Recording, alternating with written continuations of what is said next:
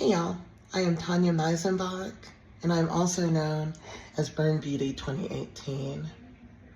My face equality journey began. I was in a grocery store and everyone was staring at me. And it felt terrible, and I didn't go back out for 2.5 years after that day.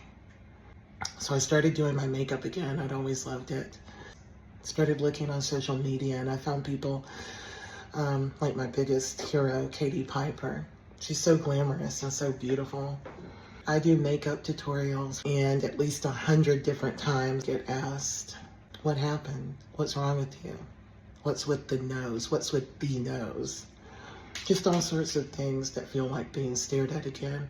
But now I know that as I show my face, I'm actually helping to break the stigma, and that is why I'm so proud to be an ambassador for Face Equality International. We all need to see people that look like us.